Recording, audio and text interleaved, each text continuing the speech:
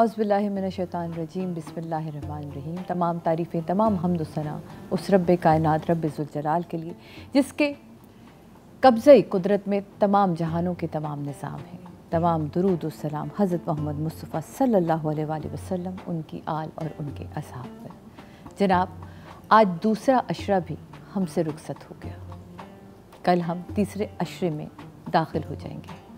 मग़फ़िरत के अशरे को हम खुदाफिज़ कह रहे हैं और निजात के अशरे में हम दाखिल हो रहे हैं। अब ये मेरा और मेरे रब का मामला है कि कहाँ तक मैं अपनी मग़फ़िरत करवा पाई, कहाँ तक मैं अपनी गलतियों को मान पाई, कहाँ तक मैंने अपने आप को सरेंडर कर दिया उसके सामने कि हो गई मुझसे गलती, कर ली मैंने गलती। तूने भी तो मुझे अशरफुल मखलूक़ात बना के भेजा था। नहीं समझ पाई कि मैं इतनी अशरफ हूँ कि मुझे खुद ही फ़ैसले करने थे। तूने मेरे अंदर ये एक जो गलती का अंसर रखा था ना, उसी अंसर के तहत मैंने इस गलतियों को करती चली गई, इस उम्मीद के साथ कि तेरी रहमत के दरवाज़े तो कभी भी बंद नहीं होंगे।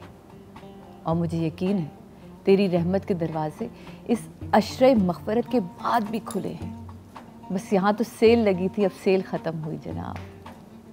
देखना यह है कि हम इन अशरों से किस तरह अपनी ज़िंदगी को खूबसूरत बनाते हैं। आज का हमारा टॉपिक है अदले इलाही। अदले इलाही की बहुत सिंपल सी अगर एक मिसाल दूँ तो हर उस चीज़ को अपनी अपनी जगह रखना जो उस जगह की मुस्तहिक हो, उसे अदले इलाही कहते हैं। और वो चीज़ उस जगह से हिली तो अदल जो है वो फिर फौरी तौर पे कार्रवाई शुरू करता है। तो हमारा क्या काम है? हमने सिर्फ ये करना है कि अदले इलाही से बचना है, क्योंकि हम तो कहते हैं कि मौला हम तेरे अदल का सामना नहीं कर सकते, तेरे फ़ज़ल का सामना कर सकते हैं। मौला कभी तो हमें अपने अदल में ना, अपनी अदालत में ना सामने खड़ा करना, अपनी रहमत के साए में, अपने फ़ज़ल के साए में रखना। तो कोशिश कीजिए जनाब, आपको अगर ये अय्याम मिल रहे हैं तो इनसे जितना फ़ायदा हासिल कर सकते हैं वो कीजिए। अब निजात का अशरा है, इसमें दुआएं मांगिए, इसमें अपनी गलतियां जो हो चुकी हैं ना, उसे क्या अब तो कर ली, लेकिन माफ़ करने वाला भी तू ही, सीने से लगाने वाला भी तू ही, मुझे प्यार करने वाला भी तू ही, मुझे संभालने वाला भी तू ही।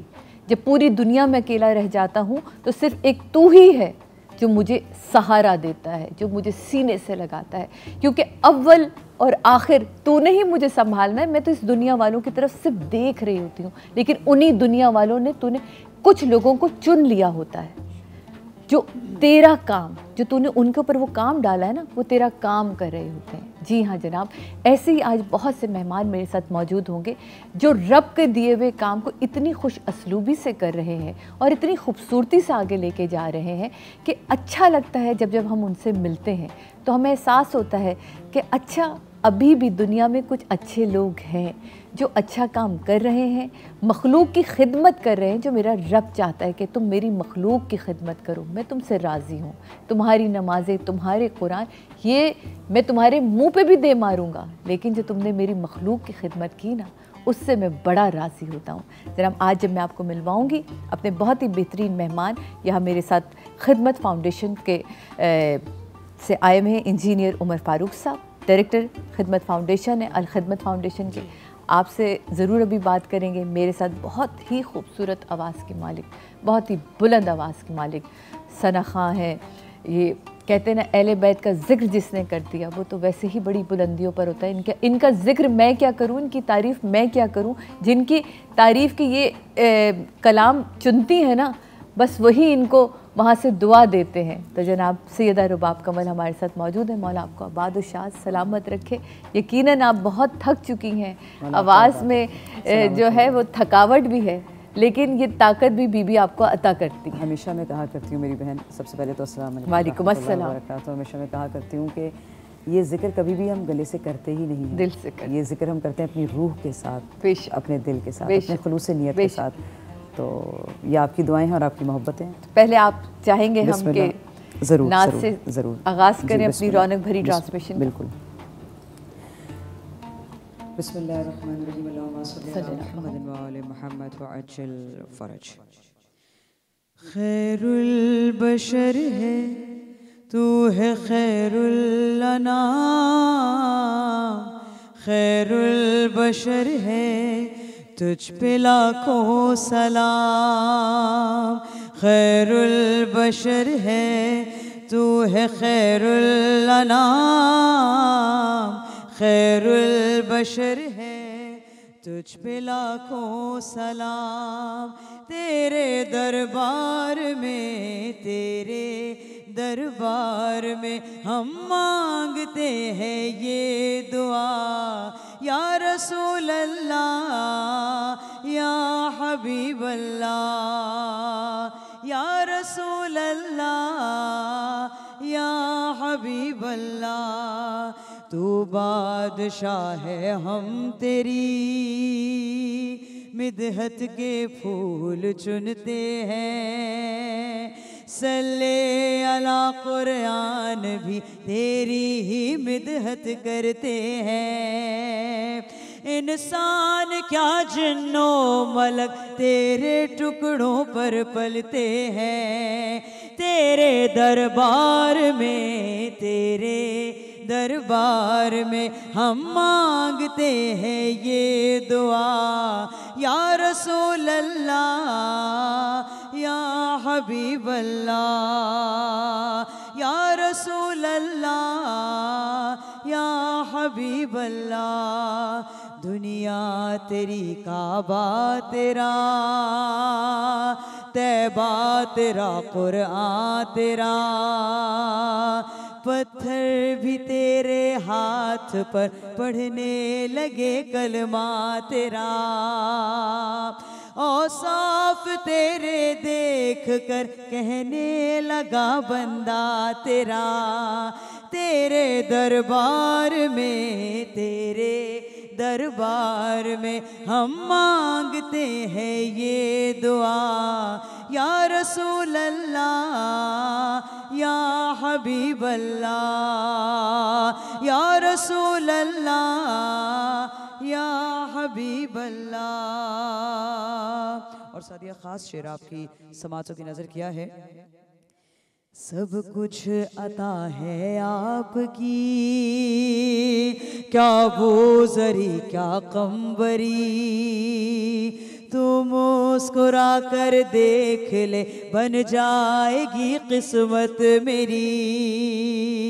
कुछ भी नहीं मांगू, कुछ भी नहीं मांगू, अगर मिल जाए तेरी नौकरी, तेरे दरबार में, तेरे दरबार में हम मांगते हैं ये दुआ, या रसूल अल्लाह या हबीब अल्लाह, या रसूल अल्लाह या हबीब अल्लाह।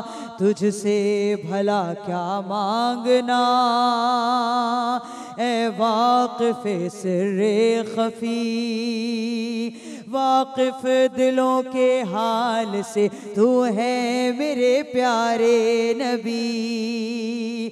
मैंने तो तेरे इश्क में दे दी है अपनी हाज़री, तेरे दरबार में, तेरे दरबार में हम मांगते हैं ये दुआ, या रसूल अल्लाह या हबीब अल्लाह, या रसूल अल्लाह या हबीब अल्लाह, या रसूल अल्लाह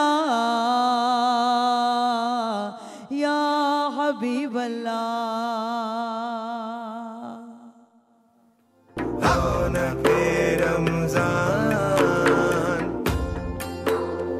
बिस्मिल्लाहिर्रहमानिर्रहीम। रौनक रमज़ान में एक दफ़ा फिर आप लोगों को खुशामदीद कहते हैं। मैंने आपको बताया था कि मेरे साथ अल खिदमत फाउंडेशन के डायरेक्टर इंजीनियर उमर फ़ारूक साहब मौजूद हैं, और बड़ी खूबसूरत इस फाउंडेशन की जो ब्यूटी मुझे नज़र आई आपसे गुफ्तगू के दरमियान, कि किसी एक चीज़ को आपने स्पेसिफ़िकली नहीं कहा किया हुआ कि हम सिर्फ यही करेंगे। बहुत सारी चीज़ों के ऊपर अल खिदमत जो है वो काम कर रहा है। मैं चाहूँगी कि थोड़ी सी नज़र आप ज़रा डालें अल खिदमत फाउंडेशन के शोबों पर, फिर उसके बाद हम अपनी गुफ्तगू को आगे लेके चलते हैं। बिस्मिल्लाहिर्रहमानिर्रहीम। बिस्मिल्लाह। सबसे पहले तो आपका बहुत शुक्रिया और डॉन न्यूज़ का बहुत शुक्रिया। अल खिदमत फाउंडेशन जो लोगों की बेहतरी के लिए, उनकी खिदमत के लिए जो काम कर रही है, इस नेक काम के लिए आज डॉन न्यूज़ भी हमारे साथ इसमें शामिल हो गया है। अल-खिदमत फाउंडेशन ने जो पाकिस्तान के एक तो मसाइल बहुत सारे हैं लोगों के, और जहाँ जहाँ आप चीज़ देखें तो मुश्किलात बढ़ती चली जा रही हैं, लेकिन हम 7 एरियाज़ में काम करते हैं, जिसके अंदर एक कफ़ालत यतामा का ऑर्फन केयर का प्रोग्राम है हमारा, डिज़ास्टर मैनेजमेंट है कि जो डिज़ास्टर पाकिस्तान में हर 3-4 साल के बाद आ जाता है, उसका एक पूरा प्रोग्राम है हमारा। इस तरह हेल्थ का है, एजुकेशन का है, मवाख़ात का है, साफ़ पानी का है। इस तरह के 7 एरियाज़ हैं जिसके अंदर काम कर रहे हैं। लेकिन ये जो आपने अभी पहले शुरू में मुझे बताया कि आप बच्चों की कफ़ालत कर रहे हैं, जी, तो जी। कितने ये कोई तादाद में है? अल-खिदमत फाउंडेशन का एक प्रोग्राम है कफ़ालत यतामा का, ऑर्फन केयर का। ऑर्फन केयर के अंदर 2 प्रोग्राम हम उसमें चलाते हैं। वैसे हमें ये समझना चाहिए कि यतीम बच्चों की कफ़ालत अल-खिदमत फाउंडेशन ने तय किया कि पाकिस्तान के अंदर तकरीबन 50 लाख बच्चे यतीम हैं, और वो 50 लाख बच्चे ऐसे हैं कि जिनकी कोई आवाज़ नहीं है, जो वहाँ पर कहीं पे अपने आप को रिप्रेजेंट नहीं कर सकते। तो अल-खिदमत फाउंडेशन ने ये तय किया कि हम उन बच्चों की आवाज़ बनेंगे, उन यतीम बच्चों की कफ़ालत हम अपने ज़िम्मे लेंगे और उसको करेंगे। अल्लाह के नबी करीम सल्लल्लाहु अलैहि वसल्लम ने फरमाया कि मैं यतीम बच्चों का कफ़ील हूँ। उसका मतलब ये था कि क़यामत तक आने वाले जितने यतीम बच्चे उम्मत मुस्लिमा के अंदर आएंगे, उन सब बच्चों की कफ़ालत अल्लाह के नबी करीम सल्लल्लाहु अलैहि वसल्लम और रसूल खुदा सल्लल्लाहु अलैहि वसल्लम ने फरमाया जो यतीम होता है उसका मैं बाप हूँ। जी, तो आप देखिए उसकी कफ़ालत अल्लाह के नबी करीम सल्लल्लाहु अलैहि वसल्लम ने अपने ज़िम्मे ली हुई है। इसलिए ये पूरी क़यामत तक आने वाले जो उम्मत मुस्लिमा के लोग हैं, वो जो फ़र्द यतीम बच्चे की कफ़ालत करेगा तो वो बुनियादी तौर पर अल्लाह के नबी करीम सल्लल्लाहु अलैहि वसल्लम की ज़िम्मेदारी को पूरा कर रहा होगा। इसलिए यतीम बच्चों की कफ़ालत करना, उनके बेहतरी के लिए काम करना, ये तमाम उम्मत मुस्लिमा के लोगों की ज़िम्मेदारी है। अल्लाह के नबी करीम सल्लल्लाहु अलैहि वसल्लम ने फरमाया कि मेरी उम्मत का सबसे बदतरीन घर वो है जिसमें किसी यतीम बच्चे के लिए कुछ नहीं है। इसलिए हमारे हर घर के अंदर यतीम बच्चों के लिए कुछ ना कुछ होना चाहिए। इस तरह अल्लाह के नबी करीम सल्लल्लाहु अलैहि वसल्लम ने ये फरमाया कि जिसने एक यतीम बच्चे की कफ़ालत की वो क़यामत के दिन जन्नत में मेरे साथ इस तरह होगा जिस तरह ये 2 उंगलियां एक साथ। ये इतनी बड़ी खुशखबरी है पूरी उम्मत मुस्लिमा के लिए कि अल्लाह के नबी करीम सल्लल्लाहु अलैहि वसल्लम ने कहा कि कोई एक यतीम बच्चे की कफ़ालत करे, आपको जन्नत भी मिलेगी, और जन्नत का भी बेहतरीन हिस्सा कि अल्लाह के नबी करीम सल्लल्लाहु अलैहि वसल्लम की रफ़ाकत आपको मिलेगी। इसलिए हमारा मोटिव भी इसके अंदर ये है कि कफ़ालत यतीम से जन्नत का हुसूल भी, रफ़ाकत रसूल भी सल्लल्लाहु अलैहि वसल्लम। वालेकुम सलाम। मुझे ना ये समझ नहीं आती कि ये कोई इतनी बड़ी चीज़ नहीं है। अगर मैं और आप अगर हम सोचते हैं ना कि अच्छा इन्होंने तो फाउंडेशन बना ली, ये तो डोनेशन ले लेंगे, ये तो बहुत सारी चीज़ें इनके लिए आसान नहीं है। इनके लिए भी बिल्कुल आसान नहीं। जैसे आपको घर बैठ के लग रहा है ना कि कैसे हम किसी यतीम की, आप कुछ नहीं कर सकते।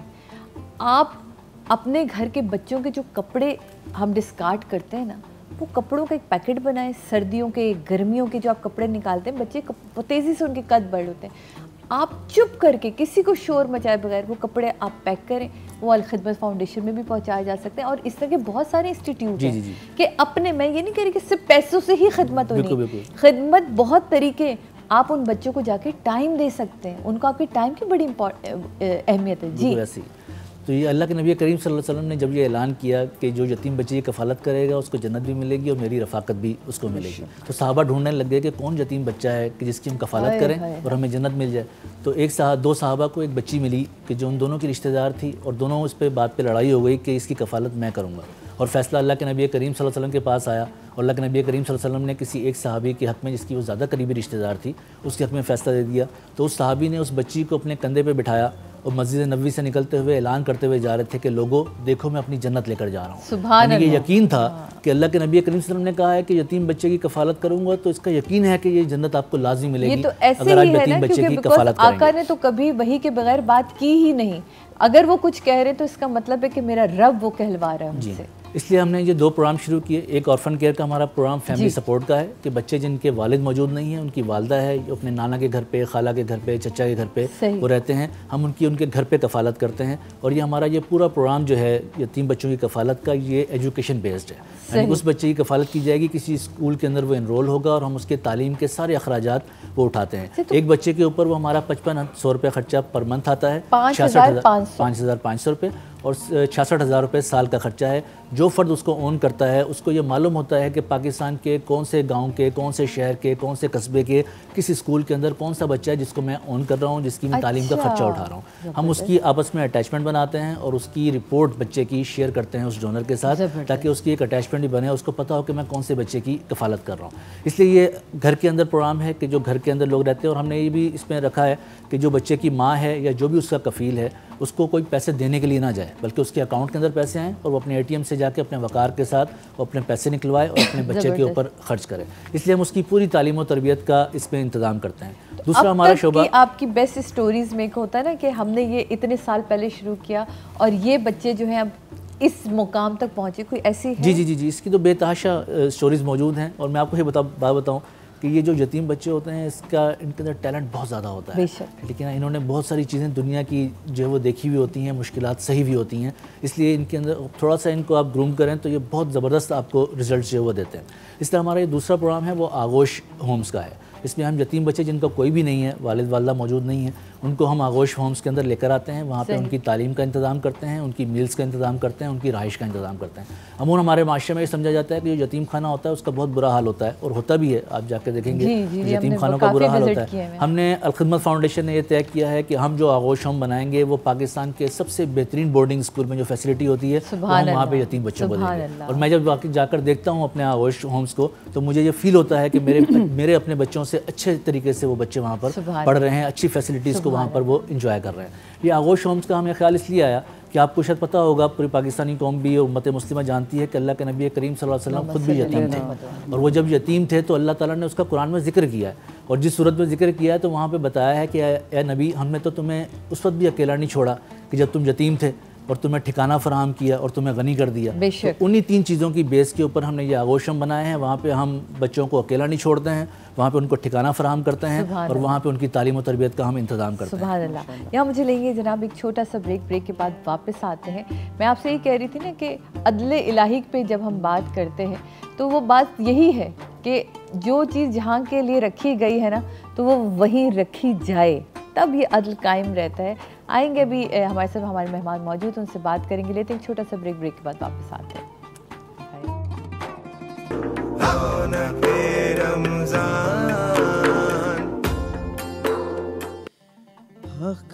इरफान जो पाया तो अली याद आया,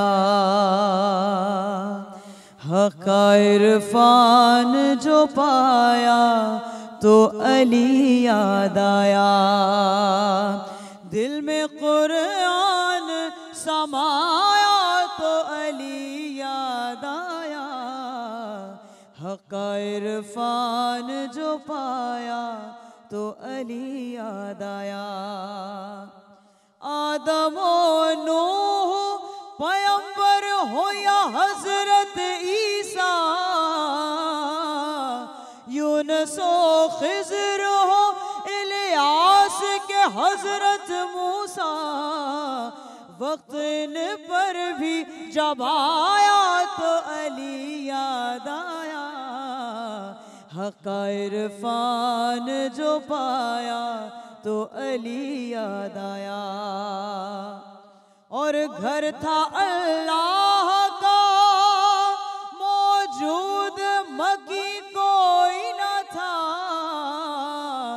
कोई आएगा यहाँ ये भी यकीन कोई न था, दरजो दीवार में आया तो अली याद आया, हक़ा इरफान जो पाया तो अली याद आया, दिल में कुरान समाया तो अली याद आया, हक़ा इरफान जो पाया तो अली याद आया।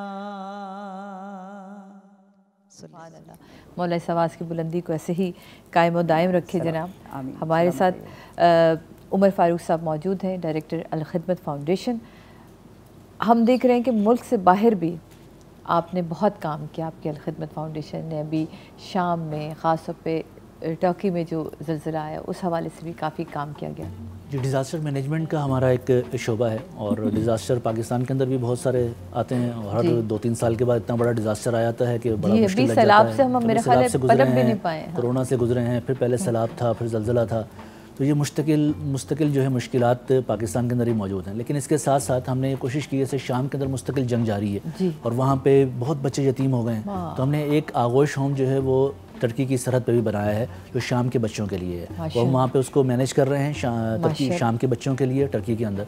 इस तरीके से भी टर्की के अंदर जो ज़लज़ला आया है ये भी बहुत बड़ा ज़लज़ला था और वहाँ पे बहुत बड़ा नुकसान हुआ है, तो हमने 50 रुकनी टीम अपनी वहाँ पर भेजी जिसने रेस्क्यू का काम किया और सर्च का काम किया, और ये बिल्कुल स्टार्ट के अंदर हमने वहाँ भेजी। तकरीबन 50 करोड़ से ज़्यादा की हम वहाँ पर लोगों की इमदाद जो है वहाँ पे कर सके हैं। ये हमने कोशिश की है कि ये उम्मत मुस्लिमा सब एक है, एक जिस्म की मानित है। जहाँ पर भी जिसको कोई अल्लाह के नबी ने फरमाया है कि ये ऐसी एक है कि जिस्म के किसी हिस्से में दर्द होता है तो पूरी उम्मत जो है वो तड़प उठती है। बिल्कुल इसी तरीके से टर्की में हो जाए, सऊदी अरब में हो जाए, ईरान में हो जाए, पाकिस्तान में हो जाए, तो सब लोग वैसे भी वहाँ से भी हमारी इमदाद के लिए फ़ौरन इकट्ठे हो जाते हैं। इसलिए जो उम्मत मुस्लिमा एक जिस्म की मानित है, इसलिए हमने कोशिश की कि हम जो कुछ कर सकते हैं वहाँ पर टर्की के लोगों के लिए हम वहाँ पर करें। इसलिए हमने आगोश भी वहाँ पर शाम के लोगों के लिए बनाया और टर्की के अंदर जो ज़लज़ला है उसके लिए बनाया। इस तरह पाकिस्तान के अंदर जो मुस्तकिल जो मसाइल हैं और उसके अंदर जो ये डिज़ास्टर आते रहते हैं, अभी ये सैलाब हमारे यहाँ गुजरा है, इसके अंदर ही बड़ा मसाइल बहुत मुश्किल के अंदर हैं। इसलिए सबसे पहला हमारा काम ये था कि हम उनकी रेस्क्यू करें, और पेशावर से लेके सवात से लेके कराची तक जितने भी लोग इससे मुतासिर थे हमने उनका जो पहले रेस्क्यू का काम किया, फिर उनको रिलीफ का काम किया, और फिर उसका रिहेबिलिटेशन का काम हमारा उनके यहाँ जारी है कि हम उनके कम बना रहे हैं। लेकिन ये एक और बहुत बड़ी चीज़ जो पाकिस्तानी कौम के हवाले से है, ये शायद पूरी दुनिया में किसी के पास नहीं होगी, कि पाकिस्तानी कौम इस दुनिया में सबसे ज़्यादा चैरिटी करने वाली कौम है। इतने मुश्किल हालात के अंदर, इतने मसाइल के अंदर, माशी मुश्किलात के अंदर, यहाँ पे फिर भी लोग जो है वो अपना ये पैसा खर्च करते हैं।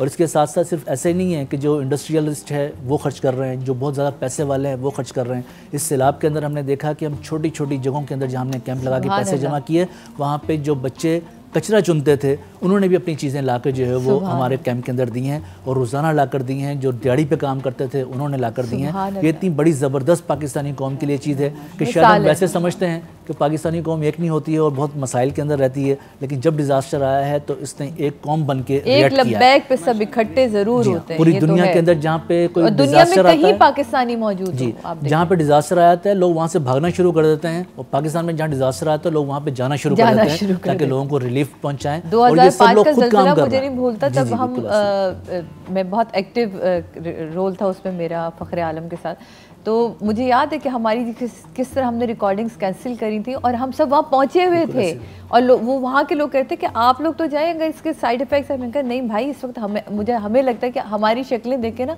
उनको जो सुकून मिल रहा था कि अब कुछ हो जाएगा, अब चीज़ें ठीक होंगी, क्योंकि वो टीवी के हवाले से शायद हमें बहुत बेहतर तरीके से जानते थे, हम हर एक के घरों में मौजूद थे, तो वो अपनापन जो उनको हमें देख के लगा था कि वो वाकई, ये बात तो आप बिल्कुल 100% कहते हैं कि वाकई ये कौम है जो वहाँ पहुँचती है। जी। और ज़लज़ले का मुझे वाकई याद है कि हम हैदराबाद के अंदर एक कैंप लगा के फंड रेजिंग कर रहे थे ज़लज़ले के लिए, तो एक बच्चा आया और हमें दूर खड़ा देखता रहा, और वो कचरा चुनने वाला बच्चा था, और थोड़ी देर दूर खड़ा देखता रहा, और फिर हमारे कैंप पर आया और उसने अपनी टूटी हुई चप्पल वहाँ पर रखी और चंद जो रेज़गारी उसके पास थी वो हमारे कैंप पर रखी और वहाँ से दौड़ लगा दी। तो मैं अब भी सोचता हूँ बाद बात वो शायद शर्मिंदा हो रहा होगा कि मैंने बहुत कम पैसे दिए हैं, लेकिन वो जो उसके पैसे थे वो जितने पूरी पाकिस्तानी कौम ने पैसे दिए थे उन सब पे भारी थे। अल्लाह शायद वो उस रात को भूखा सोया होगा, लेकिन उसने अपने पास जो कुछ था अपने ज़लज़ले वाले भाइयों के लिए जो है अता किया। इसलिए पाकिस्तानी कौम का पूरी दुनिया में कोई मुकाबला नहीं है। सुरखरू और वहाँ भी वो सुरखरू, आप देखिए ना कितनी कमाल बात है कि वो यहाँ भी सुरखरू होता है। यही चीज़ जो हम बार बार कहते हैं ना, मैं चाहूँगी कि आप हमारे देखने वालों को कोई पैगाम देना चाहें कि ज़रूरी नहीं है कि मैं लाखों जमा कराऊंगी तो ही मेरा नाम होगा, मैं एक ज़र्रा भी दे दूंगी ना तो वो समंदर में कतरा है ना, वो जो बिल्कुल समंदर बन जाता है। बस ये सारी तालीम जो है वो हमें अल्लाह के नबी करीम सल्लल्लाहु अलैहि वसल्लम ने दी है। वो जंग तबूक का वाक़या है कि लोग हज़रत अबू बकर सिद्दीक़ ने अपने घर का पूरा सामान ला कर दे दिया, हज़रत उमर फ़ारूक ने अपने घर का आधा सामान ला कर दे दिया।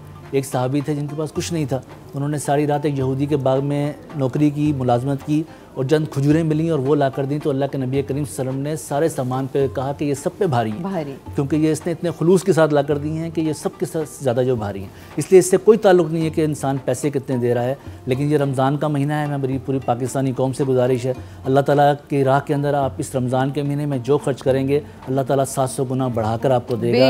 अल्लाह ताला ने कुरान में वादा किया है कि ये अल्लाह ताला 700 गुना आपको बढ़ा कर देगा इंशाअल्लाह। हम अल्लाह नबी करीम सल्लल्लाहु अलैहि वसल्लम की उम्मत हैं और उसकी हमें ये तालीम दी है। हम सब मिल के इस काम को आगे बढ़ाएंगे, अपनी पूरी कौम को आगे लेके इंशाअल्लाह चलेंगे। ये जो सैलाब का भी मामला आया था तो लोग मुझे कहते थे कि इतना बड़ा डिज़ास्टर है, हम इससे कैसे निपटेंगे। मैं ये कहता था कि हमने तो बहुत बड़े बड़े डिज़ास्टर निपटा लिए हैं, तो ये भी इंशाअल्लाह हम पूरी पाकिस्तानी कौम मिल के इस पर काम करेगी तो हम इंशाअल्लाह इससे भी इंशाअल्लाह निकल आएंगे। और पाकिस्तानी कौम ने ये करके दिखाया है। बहुत बहुत शुक्रिया उमर फारूक साहब आपके यहाँ होने का, और मैं इस यकीन के साथ और इस उम्मीद के साथ कि यहाँ देखने वाले लोग जो हैं वो कहीं ना कहीं इस बात को समझेंगे कि बहुत आसान है किसी का हाथ पकड़ के अपनी नेकियां समेट लेना। बेशक आप खुद नहीं निकल पा रहे घर से, लेकिन अल खिदमत फाउंडेशन तो आपके बिल्कुल डोर स्टेप पर आ गया है। आपके पास इनके सारे नंबर्स हैं, आपके पास इनकी सारी चीज़ें आ चुकी हैं। आप पे कर सकते हैं, आप डोनेट करना चाहते हैं, आप इनके अकाउंट में डोनेट कर सकते हैं, इनके ऑफिस जाके विज़िट कर सकते हैं। तो अगर आप ख़ुद वहाँ नहीं पहुँच पा रहे तो ये आपकी जगह आपका काम कर रहे हैं, लेकिन नेकी आपके ही हिस्से में आ रही है। कितनी कमाल बात है कि आपने अपने हिस्से की नेकी ली, उन्होंने अपने हिस्से की नेकी ली। सबसे बड़ी बात यह है सादिया कि हम बहैसियत एक आम शहरी, जितने भी हमारे ये NGOs हैं, जितने भी खिदमतगार हैं, अब इसमें चाहे हमारे फारूक भाई की अल खिदमत NGO हो या सारिम भाई की बर्नी ट्रस्ट हो या किसी की भी हो, या हमारे वो ज़फ़र अब्बास भाई हैं JDC, उनका किसी का भी हो, अल्लाह पाक ने हमारे लिए कितनी बड़ी खुशनसीबी है कि हमारे इन भाइयों को, हमारे पाकिस्तान को प्रोटेक्शन के लिए एक बड़ा प्लेटफॉर्म बना दिया है कि सब आएँ और आके उनके हेल्प करें। और तमाम जो है बस यही दुआ है कि इन लोगों को सलाम करने को दिल चाहता है, यकीन कीजिए। बिल्कुल, इन लोगों की खिदमत ऐसी है। मौला आप लोगों को सलामत रखे परवरदिगार। लेते हैं छोटा सा ब्रेक के बाद वापस आते हैं। हमारे कुछ और नए मेहमान हमारे साथ मौजूद होंगे।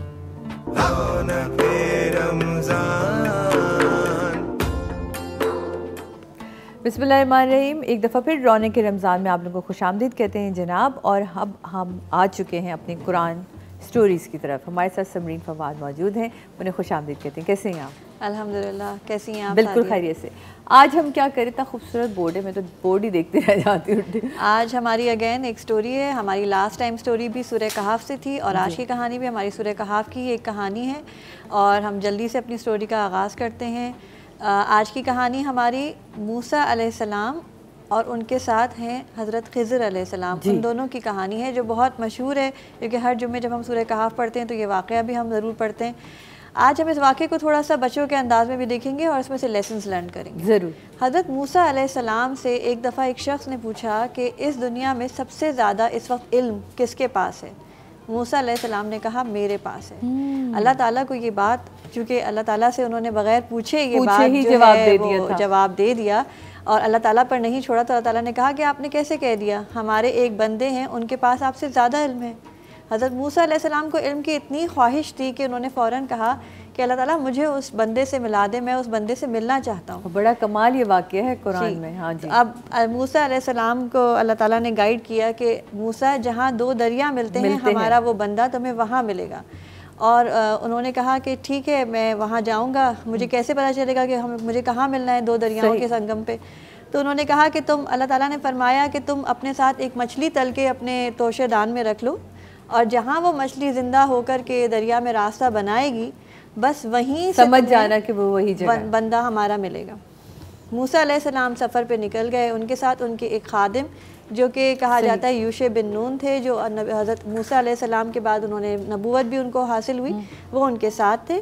और हुआ ये कि जब वो सफ़र पे निकले और चलते रहे, दरिया के किनारे चलते रहे, आखिर एक जगह थक के चट्टान के साथ उन्होंने सर टिकाया और मूसा अलैहिस्सलाम थोड़ी देर के लिए सो गए।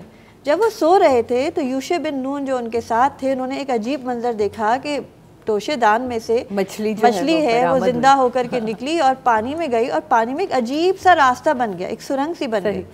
अब वो सोचने लगे कि मैं मूसा अलैहिस्सलाम को उठाऊं और ये बात बताऊं, मगर फिर उन्होंने सोचा कि नहीं आपको सोने देता हूं, जब उठेंगे तो बताऊंगा। शैतान ने उनको ये बात भुला दी। शैतान तो हर स्टोरी में है हमारी, तो शैतान ने उनको ये बात भुला दी और मूसा अलैहिस्सलाम जब उठे तो वो जिक्र करना भूल गए और वो सफ़र में आगे चलते गए। ओहो, कहा जाता है कि मिस हो गई। जी, कहा जाता है कि वो एक दिन से भी ज़्यादा वो चलते रहे। आखिर उनको थकन महसूस होने लगी और उन्होंने कहा कि कुछ जो हम खाना लेकर आए थे वो निकालो, अब तो बहुत भूख लग रही है, अब थक गए।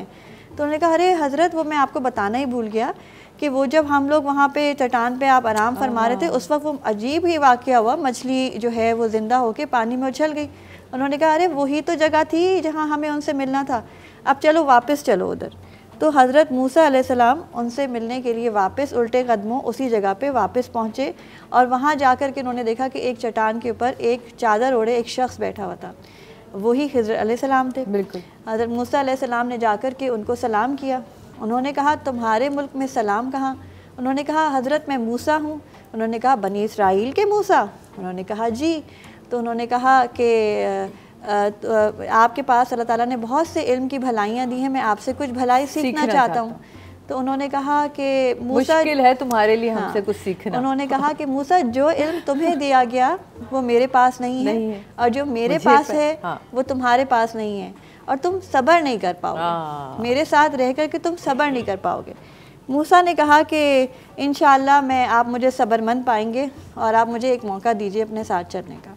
उनका इल्म ऐसा इल्म था खिज़र अलैहिस्सलाम का, जो किताबों वाला इल्म नहीं था, वो था साथ साथ चलने भी तो रखी थी ना कि भाई कुछ सवाल नहीं करेंगे। फिर जब वो चलने लगे तो उन्होंने उनके साथ ये शर्त रखी कि ठीक है, आप शर्त ये है कि आप मुझसे किसी चीज़ में कोई सवाल नहीं करेंगे, पूछेंगे, जब तक कि मैं आपको खुद नहीं बता दूँ कि इसके अंदर क्या मशीयत है।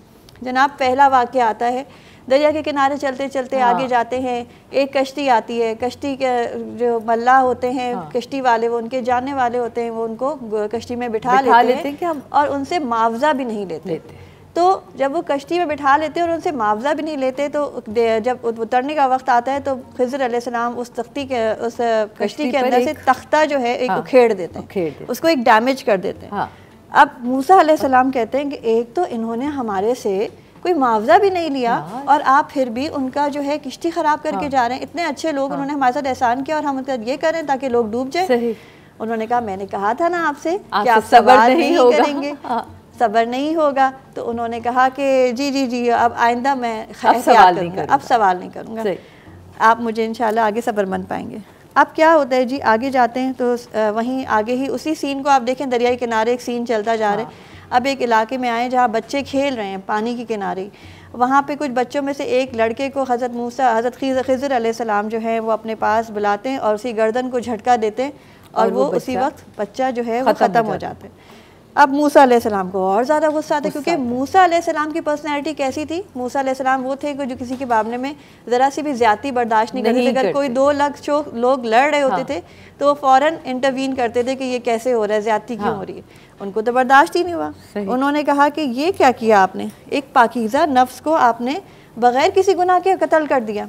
उन्होंने कहा, मैंने तुमसे कहा था ना कि तुम बर्दाश्त नहीं कर सकोगे। उन्होंने कहा, अच्छा हज़रत, आखिरी मौका दे दें, अगर अब की दफ़ा भी ऐसा करूं तो बस हमारी और आपकी वहीं से जुदाई हो जाएगी। उन्होंने कहा, चलें ठीक है, आगे चले। अब अगली जगह जब वो गए तो वो एक बस्ती थी। वहाँ के लोग बहुत ही, जो कहते हैं ना कि अच्छे मिजाज के नहीं थे, ना उन्होंने मेहमान नवाजी की, ना उनकी कोई ख्याल किया। तो हज़रत खिज़र अलैहिस्सलाम ने एक आखिर में देखा कि एक दीवार है जो बहुत टूटी फूटी है और गिरने ही वाली है। तो उन्होंने क्या किया कि उस दीवार को जोड़ दिया, उसकी ईंटों वगैरह को सही कर दिया। अब मूसा अलैहिस्सलाम ने कहा कि इन लोगों ने ना हमारी मेहमान नवाजी की, इतने ख़राब मिजाज के लोग इनकी खिदमत कर दी और आपने उनकी उल्टी इसकी दीवार का कोई मुआवजा ही ले लेते। आपने बजाय उससे मुआवजा लेने के उनकी मुफ्त में दीवार बना दी। तो हज़रत खिज़र अलैहिस्सलाम ने कहा, बस यहीं से मेरी और आपकी जुदाई है, हाज़ा फ़िराक़ु बैनी। देखते हैं जनाब, यहीं से मेरी और आपकी जुदाई है। हज़रत खिज़र अलैहिस्सलाम ने हज़रत मूसा से कहा। लेते हैं एक छोटा सा ब्रेक के बाद वापस आते हैं और अपनी इस स्टोरी को जल्दी से यहीं से कंप्लीट करेंगे।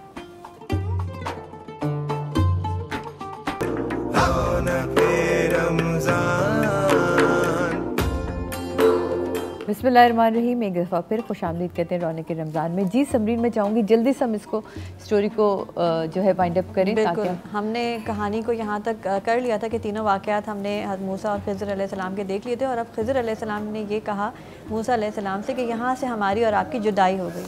तो मूसा और खिज़र अलैहिस्सलाम की जब जुदाई हो रही थी तो उन्होंने कहा कि इससे पहले कि आप मुझसे अलग हों, मगर मैं आपको इन तीनों वाक़यात की तावील ज़रूर बताऊँगा कि इसके पीछे अल्लाह ताला की क्या हिकमत थी।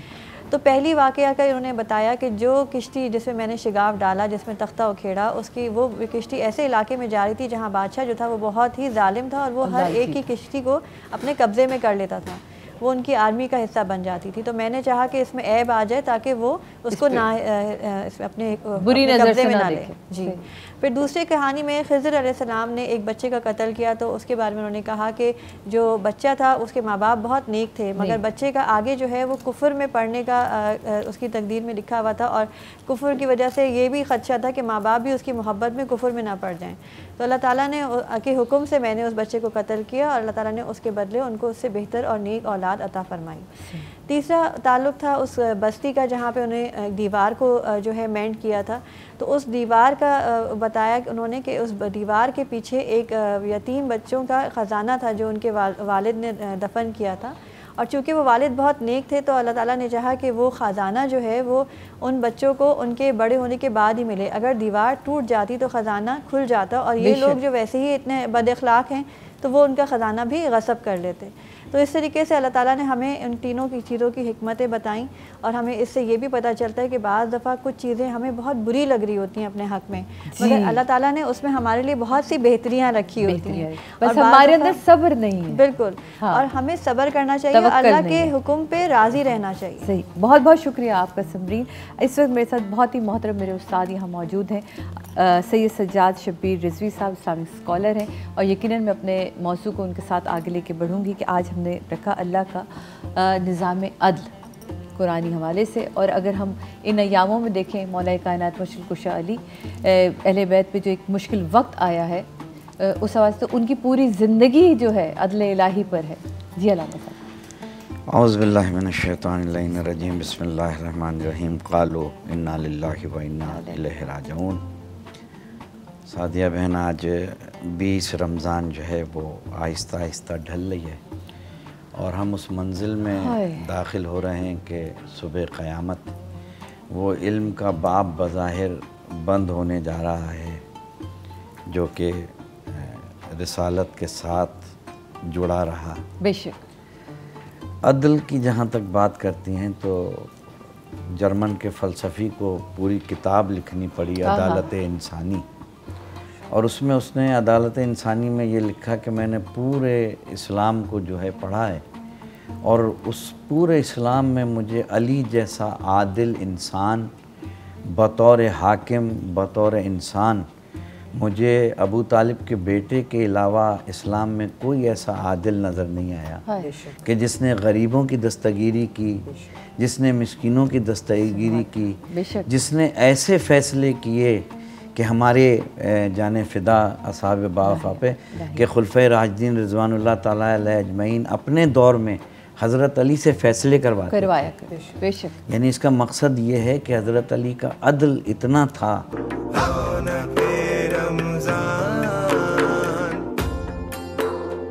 बिस्मिल्लाहिर्रहमानिर्रहीम। रौनक रमज़ान में एक दफ़ा फिर खुश आमदीद कहते हैं जनाब, और मेरे साथ अल्लामा सज्जाद शब्बीर रिजवी साहब मौजूद हैं।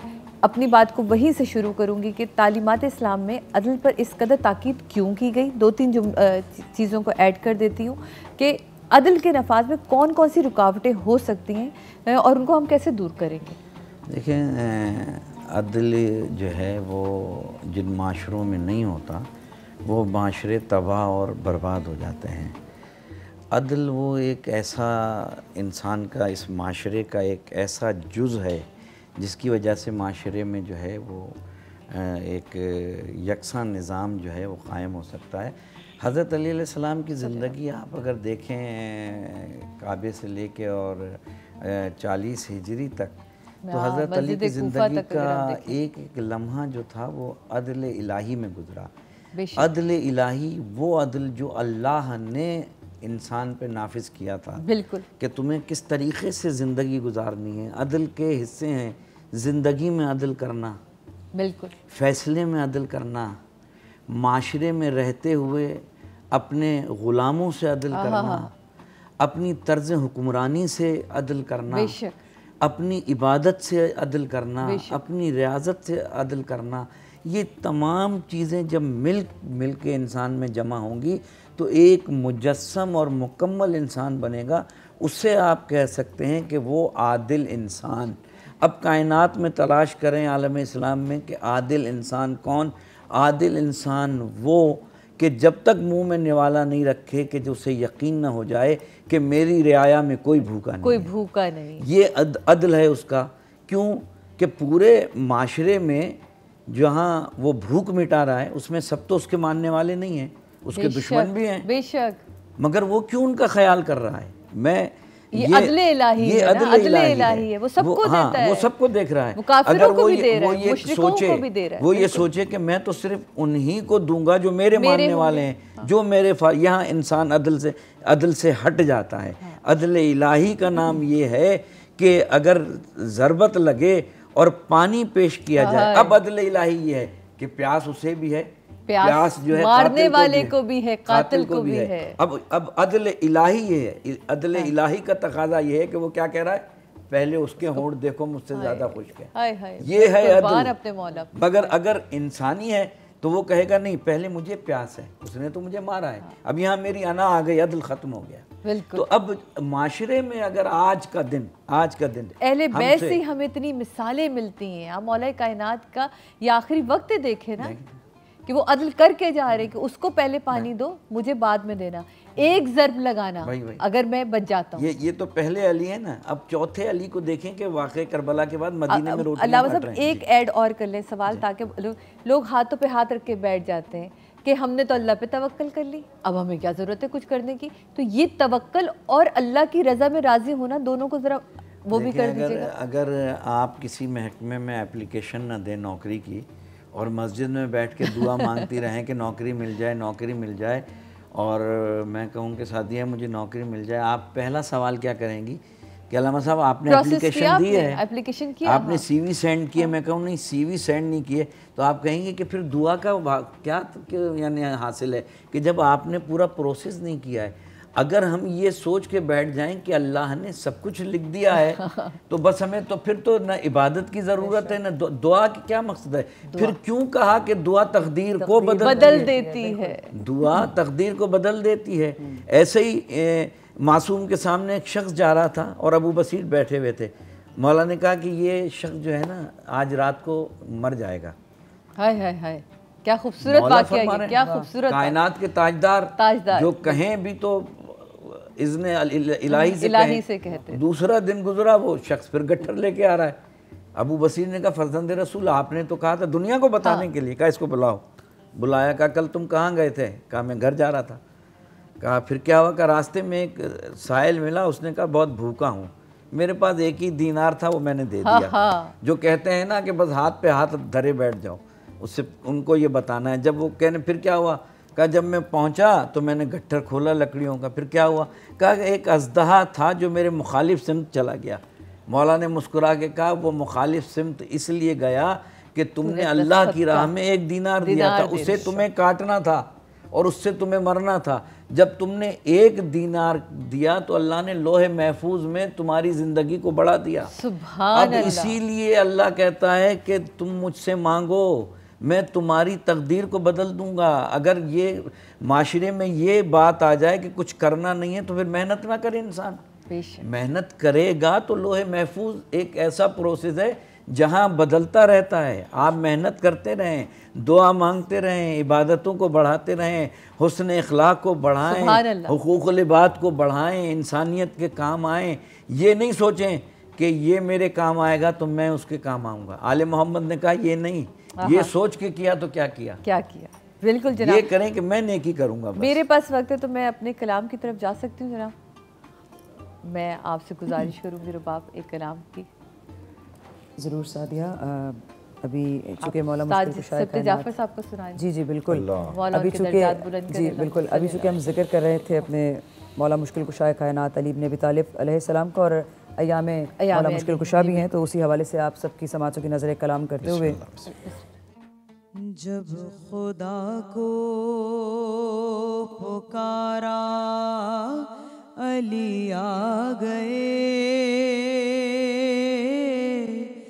जब अली आ गए जिंदगी आ गई, जिंदगी बंदगी रोशनी आ गई, रोशनी आ गई, आ गई, आ गई।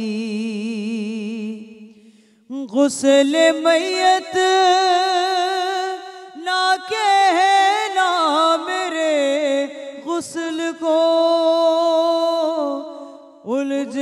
उजले मलबूस को मत कफन नाम दो। मैं चला हूँ अली से मुलाकात को, जिसकी थी आरज़ू वो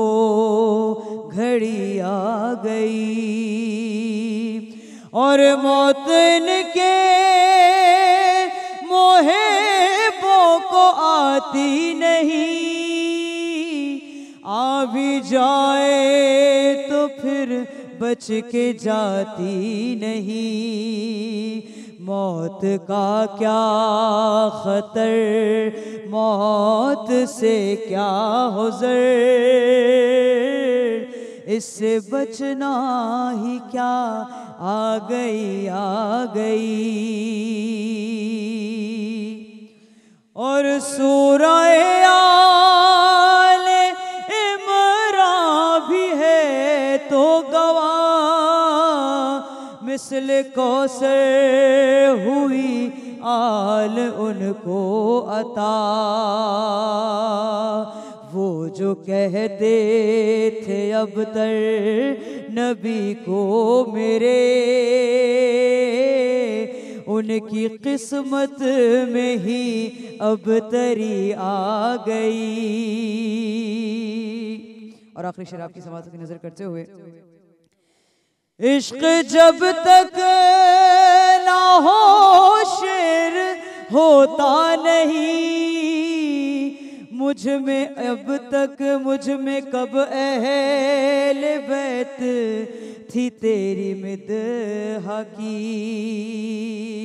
इश्क जब तक ना हो शेर होता नहीं, मुझ में कब अहलियत थी तेरी मदहा की।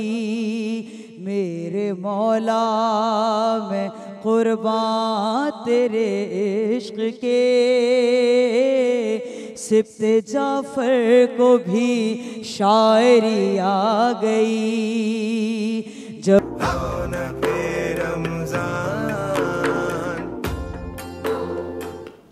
बिस्मिल्लाहिर्रहमानिर्रहीम। रौनक रमज़ान में एक दफ़ा फिर खुश आमदीद कहते हैं जनाब आपको। और अब हमारा है कुकिंग सेगमेंट। कुकिंग सेगमेंट में हम काफ़ी दिनों के बाद आए हैं। हमारे साथ शेफ़ बासित मौजूद हैं। अस्सलाम वालेकुम शेफ़, कैसे हैं आप? ठीक ठाक, आप सुनाएं? बिल्कुल शेफ़, आप एक रेस्टोरेंट में बाकायदा हेड शेफ़ भी हैं, इसके अलावा मास्टर क्लासेस भी देते हैं आप बहुत कुछ कर रहे हैं। घर में भी खाना आप ही बनाते हैं या घर जाके कहते हैं कि बस अब मेरा काम खत्म? टाइम मिल जाता तो बना लेता हूँ।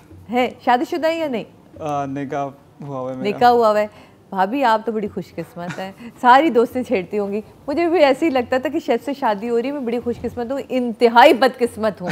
खाने भी खुद बनाओ। वो आगे सरदार मुझे कहते हैं बेगम आपके हाथ का मज़ा ही और है, आप भी यही कहिएगा भाभी को। वो खुद भी शेफ़ हैं। ओले वह फिर तो मुकाबला चला करेगा घर पे। शेफ़ आज क्या बना रहे हैं हम? अच्छा, आज 2 रेसिपीज़ बना रहे हैं। हमारी पहली रेसिपी है स्टफ फ्रेंच टोस्ट। बहुत ईजी है और आप इसको सहर में भी ले सकते हैं, गुड है, और इफ्तारी के अंदर भी। सही, कुछ मीठा भी है और कुछ नमकीन भी है। बिल्कुल, दोनों ठीक है। अच्छा, इसके लिए हमें ब्रेड चाहिए होती है, नॉर्मल जो घर के अंदर ब्रेड होती है। और इसमें आपको पता है थोड़ी बड़ी वाली ब्रेड मिलती है, अगर आप लोग ये जैसी इस्तेमाल करें आप बड़ी ब्रेड ले सकते हैं। जंबो साइज़ की नॉर्मली अब अवेलेबल होती है। इसके जो है एजेस हम काट लेंगे पहले। सही, ओके। शेफ आप अपने औजार साथ लेकर आते हैं, अपनी कटिंग चीज़ें, छुरी वुरी सारी हैं, ज़बरदस्त भाई। ठीक है, इसके बाद रोलिंग पैन लूँगा मैं इसको, और बेल जिस तरह रोटी बेलते हैं उसी तरह मैं इसको थोड़ा इसको आप फ्लैट कर दूँगा। फ्लैट करने से क्या होता है कि ये जब मैं इसको फोल्ड करूँगा तो ये टूटेगी नहीं। टूटेगी। और अगर ये इसको आप डायरेक्टली फोल्ड करेंगे अभी इस स्टेज के ऊपर तो ये ब्रेक होना शुरू हो जाती है। बिल्कुल सही। अच्छा, इसमें हम नमकीन भी बना सकते हैं, मीठे भी बना सकते हैं। इसको फ्राई भी करेंगे जैसे? बिल्कुल जी, इसको पैन से करते हैं, सिर्फ फ्रेंच टोस्ट बनाते हैं। बिल्कुल सेम उसी तरीके से बनेगा। अंडे में डिप होके, दूध और अंडे में। अरे वाह, और यानी कि हेल्दी भी है उतना ही। ज़बरदस्त। ठीक है, इसके अंदर मैं इस्तेमाल करूँगा ऑल पर्पस की क्रीम। ठीक है, ये ले।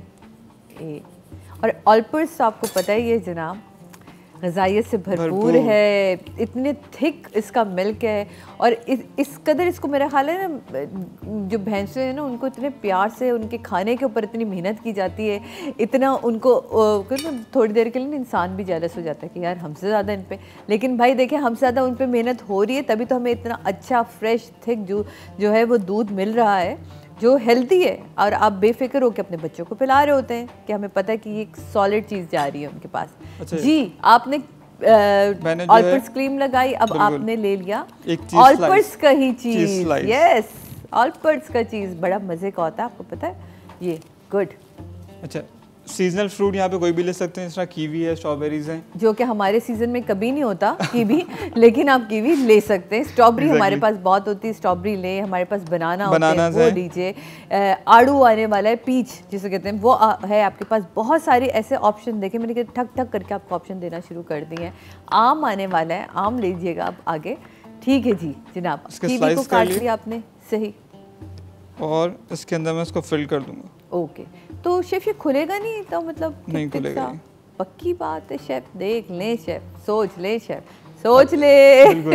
इसके अंदर जो है इसको इस तरीके से, अरे वाह, रैप कर देंगे। अच्छा, मैं समझी थी उसके ऊपर कुछ एक और रखेंगे और जैसे हम बनाते हैं। दैट्स ग्रेट, ये तो अच्छा है। ये हमारी अभी हमने लास्ट टाइम एक ऐसा ही मीठा बनाया था शेफ, इसके ऊपर रखें। तो मेरी बहन ने मुझे फ़ोन करके बताया कि भैया आज हमने वो बना लिया। मैं कह रही वाह, बड़ा कमाल किया आपने, ये लीजिए। अच्छा, इसके बैटर की रेसिपी बताता चलता हूँ। ठीक है, ठीक है। 3 एग्स लेंगे। ठीक है, मेरे पास वहाँ जगह होती ना, मैं अब तक रोलर पिन करके स्ट्रॉबेरी काट के चीज़ें रख चुकी होती, लेकिन मेरे पास जगह नहीं है। सही। 1 कप इसके अंदर मिल्क जाएगा। सही, तो दूध ये रखा हुआ है आपके पास, कटा हुआ भी है। सही, और हाफ कप क्रीम ऐड करेंगे। ठीक है जी, ठीक है, सही। 1 कप ऑलपर्स का मिल्क लिया है। ठीक। अच्छा, आप खुद रेकमेंड क्या करते हैं एज अ शेफ, कौन सा मिल्क सबसे बेस्ट है ये बताएं? इसलिए नहीं कि आप यहाँ ऑलपर्स पे खड़े हैं, जल्दी जल्दी से बताएं। बेसिकली ऑलपर्स का मिल्क वाकई में ही बहुत अच्छा है, खासतौर पे रेस्टोरेंट के लिए भी। हम सॉसेस के अंदर और डिफरेंट पास्तास के अंदर भी हम ऑलपर्स का ही मिल्क इस्तेमाल करते हैं। आपको फोक चाहिए होगा जो नहीं मिल रहा। क्रीम 4 टेबल स्पून इसके अंदर मैं शुगर ऐड करूँगा। ठीक, और पिसी हुई चीनी भी यूज़ कर सकते हैं ताकि वो थोड़ी जल्दी डिज़ोल्व हो जाती है, तो वो अच्छा रहता है। ठीक है, और हाफ टी स्पून इसके अंदर सिनेमन पाउडर। बड़ी ही अच्छी खुशबू आती है, इस एक मज़ेदार स्मेल है। या वनीला एसेंस भी डाल सकते हैं। वनीला एसेंस, जिसको थोड़ा सा हीट का मसला हो तो वनीला एसेंस इस्तेमाल करें। वैसे भी सिनेमन की वजह से भी ये कंट्रोल हो जाती है। मेरी बेटी को बहुत पसंद है, तो हमारे यहाँ ये जितनी दफ़ा बनेगा तो हमारे यहाँ वो वनीला एसेंस में ही बनता है। अच्छा, अक्सर लोग जो होता है वो क्रीम मिस कर देते हैं बैटर बनाते हुए। हाँ, तो मैंने आपको पहली दफ़ा, मैंने भी पहली दफ़ा क्रीम की वजह से क्या होता है, ग्रेप बहुत अच्छी आ जाती है। ओके, और थोड़ी सी क्रीम डाली आपने, बहुत ज़्यादा भी बहुत ज़्यादा नहीं। हाँ, यानी कि दूध लिया, अंडा लिया और आपने क्रीम ज़रूर डालनी है, ऑलपर्स की क्रीम डालें। उसके बाद वाकई उसकी थिकनेस ही अलग है और उसका मज़ा भी यकीनन बहुत अच्छा। घर में बना रहे हैं तो उसको एटलीस्ट हाफ आवर के लिए आप रेफ्रिजरेट कर देंगे तो वो अच्छा और मज़े का हो जाएगा और वो थिकनेस भी अच्छी सी आ जाएगी उसकी। सही। ऑयल लूँगा मैं तकरीबन 1 से 2 चम्मच, ताकि आपका ऑयल जो है बस पैन ग्रीस हो जाए, बस, उससे ज़्यादा नहीं, और इससे ज़्यादा की ज़रूरत भी नहीं होती। प्लीज़, तेलों में डुबो के खाना खाने से कोई सेहत को अच्छी चीज़ नहीं मिल रही होती। ये ले। अच्छा जी, अगर ये हम कोई अभी हमारे पास क्योंकि वसाइल थोड़े कम, जगह, वसाइल से मुराद है हमारी जगह कम होती है, वरना आप किसी ऐसी प्लेट में भी रख सकते हैं जिसमें जल्दी से वो जो है वो डिप हो जाए और आप उसको एज इट इज़ रख लें। वाह, ज़बरदस्त। और उसको जब आप कट करें तो कितने खूबसूरती से अंदर से निकलेगा ना। मैं तो आगे तक के सारे ख्वाब देख लेती हूँ क्या करूँ कि क्या होगा ये। अच्छा, और इसमें हम और नमकीन की तरफ जाएं तो जो घर में बचे हमारे खाने हैं, रात में कीमा बन जाता है, उसको भी स्टफ कर सकते हैं। सेवरी बनाना चाह रहे हैं तो आप इसके अंदर मेयोनीज ऐड कर सकते हैं, चिकन स्प्रेड ऐड कर सकते हैं। देखिए कितनी सारी चीज़ें जो आप, और बची हुई घर की जो चिकन होती है वो भी इसके अंदर आप ऐड कर सकते हैं। सालन में बची हुई जो चिकन है आप उसके जल्दी जल्दी रेशे करें, उसमें थोड़ी सी मेयोनीज डालें। बताएं, मैं शेफ़ बन सकती हूँ आगे चल के थोड़ी सी चीज़ें बताएं ना इसको और कैसे मज़े का कर सकते हैं। जला दिया शेफ़ ने हमारे। तो वो जो है ना, मैं आपको बता रही थी कि चिकन को थोड़ा सा जल्दी जल्दी से आपने अलग किया, उसमें थोड़े से मेयोनीज डालें, थोड़ा अपने हिसाब से मसाला डाल के उसको मज़े का बनाएं, क्रीम डालें और बहुत ही मज़े का आपके वो बन जाएगी। इसी तरह आप उसको जो है ब्रेड के ऊपर लगाएं, उसको रोल ऑन करें और इसी तरह आप जो है वो अपने जो है तैयार कर सकते हैं सारे वेजेस। हाँ जी, अच्छा ब्रेक लेते हैं, ब्रेक के बाद वापस आते हैं और देखते हैं क्या कुकिंग हो रही है। क्या हो रही है भाई, ये भी देखते हैं।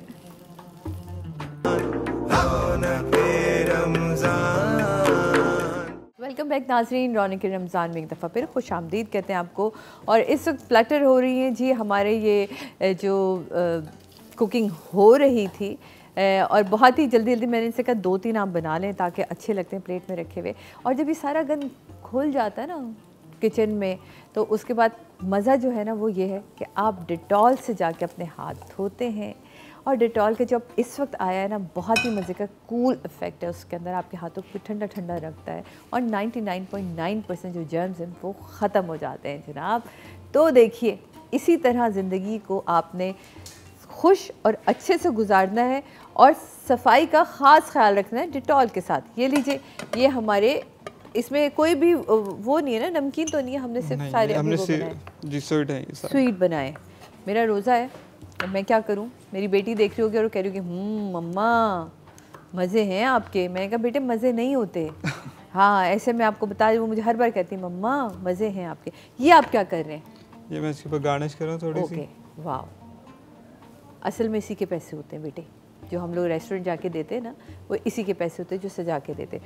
हम कोई ड्रिंक भी बना रहे हैं जी। कौन सी ड्रिंक बना रहे हैं? आज हम बना रहे हैं बहुत ही एक फेमस ड्रिंक है, मोहब्बत का शरबत।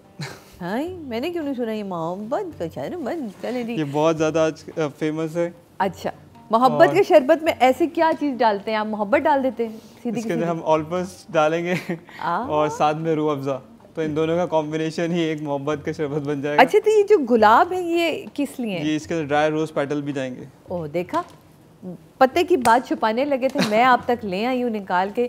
ये खुरा मैंने निकाल लिया कि आखिर मोहब्बत के शरबत में क्या चीज़ इंपॉर्टेंट थी। वो थी जी ये ड्राई रोज पेटल। ये वो फूल है जो महबूब आपको देता रहा और अब आपने संभाल लिए। ड्राई हो गए, उसके बाद आपने दूध मिलाया ऑलपर्स का, फिर डाला आपने रूह अफ़ज़ा, उसके बाद वही फूल, हाय सोचिए, ऐसे नहीं कह रही मैं, धो के अच्छी तरह आपने खुश करना है इन फूलों को, उसके बाद इस्तेमाल करना है। ये नहीं कि रखे हुए किताबों में से निकाले और जल्दी जल्दी डाली। जो हाफ लीटर जो है इसके अंदर मिल्क है जी, ठीक है। शुगर सिरप ऐड कर रहा हूँ मैं तकरीबन 4 टेबल स्पून। ओके, ज़बरदस्त। अच्छा, कभी भी कोई भी बेवरेज बनाए तो उसके अंदर शुगर सिरप ही ऐड किया जाता है, ठीक है। हाँ, अक्सर लोग चीनी रॉ ऐड कर देते हैं, उसकी वजह से टेस्ट बहुत ख़राब हो जाता है, मिक्स नहीं होता। हाँ हाँ, मैं कहा बाकी कोई नहीं बोल रहा, हम ही बोल रहे हैं, है ना भाई। देखिए इसके अंदर जो है हाफ कप जो है इसके अंदर हमारा जाएगा रूह अफ़ज़ा। सही, राहत जा, बचपन की यादें ताज़ा हो जाती हैं लाल शरबत से, है ना भाई। ये अच्छा, ये देखो, मैं वैसे ये ना हमसे भी आज तक कभी नहीं खुला, पता नहीं क्या है, ये घूमता रहता है, घूमता रहता है। वो आप नाइफ से जब तक नहीं करेंगे तब तक ये खुलेगा। सही जनाब। लेकिन ये सीरियसली अगर इसको कहें ना मोहब्बत का शरबत, तो ये बचपन की यादें भी आपकी इससे बड़ी ताज़ा रहती है ना, क्योंकि बचपन से एक लाल शरबत, रमज़ान का कॉन्सेप्ट जो है ना वो बड़ा क्लियर है। अच्छा, ये आपने यहाँ वाटरमेलन भी रखा है? जी, इसके अंदर फ्रेश वाटरमेलन भी ऐड होंगे, क्योंकि रमज़ान की ड्रिंक है, तो वाटरमेलन से आपका जितना भी पूरे दिन का पानी की इंटेक है वो पूरी हो जाती है। अच्छा, तो अब हम इसमें डाल रहे हैं जी दूध डाल दिया, शुगर सिरप। अच्छा, शुगर सिरप जो आप अभी मुझे बता रहे थे कि वो डालें, और पिसी हुई चीनी या चीनी ना डालें। किसी भी बेवरेज में, कोई भी आप बेवरेज बना रहे हैं, इवन कि आप टैंक बना रहे होते हैं या घर में रमज़ानों के अंदर नॉर्मल वाटर रूह अफ़ज़ा बना रहे होते हैं, घर में बना के रख सकते हैं, तो उसके अंदर, और वो ख़राब भी नहीं होता, फ्रिज में आप रखें, उसकी शेल्फ लाइफ जो है 1 हफ्ते तक 2 हफ्ते तक सही रहती है, ज़बरदस्त रहती है। और ये जो सिरप है नॉर्मल पानी में घोल के रखा हुआ है या पका के रखा हुआ है? शीरा जिसे बोलते हैं। देखिए, मैंने भी फिर आपसे एक पते की बात निकलवा ली शेफ साहब से कि आपने वो सिरप जो है पका के रखना है ताकि वो आपके पास सेव रहे जी। अब इसमें हमने रूह अफ़ज़ा डाला, ओके। वैसे तो मैं कहती हूँ उसमें सिरप की ज़रूरत ही नहीं थी, जब आधी बोतल रूह अफ़ज़ा डालनी थी। तो उसके अंदर ड्राई रोज पेटल्स जी, ओके। और अब, और ये वाटरमेलन कब डलेगा? ये इसके बाद डलेगा। अच्छा, ये इसके बाद। ओह ओह,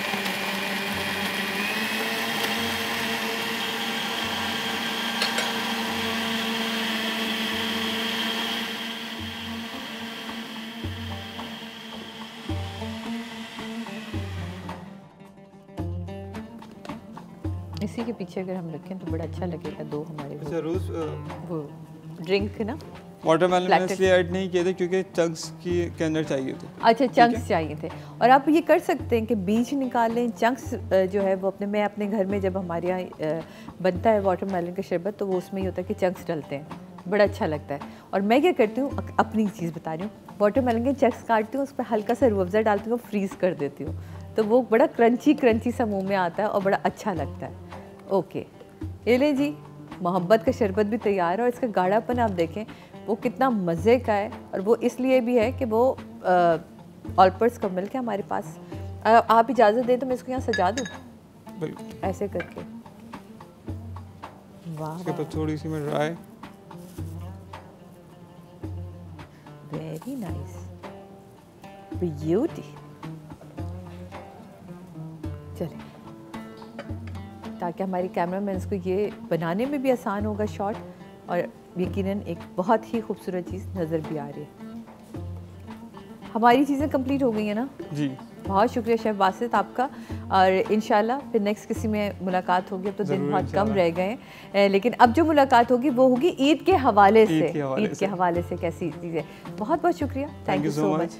जी जनाब, रौनक रमज़ान में आज हम 20वें रोज़े पर हैं, यानी कि हमने एक अशरे को कंप्लीट किया और अशरे निजात की तरफ हम बढ़ गए। बहुत से लोग जो हैं वो इत्तिकाफ़ में बैठेंगे, कुछ लोग इत्तिकाफ़ में बैठ चुके हैं, कुछ लोग आज से इत्तिकाफ़ अपना शुरू करेंगे, यानी कि अपने रब से अपना राब्ता जोड़ेंगे। जी जनाब, इत्तिकाफ़ असल में क्या है कभी हमने सोचा ही नहीं। हमें लगता है कि बस एक कमरे में ख़ुद को बंद कर लेना, इबादतें करना।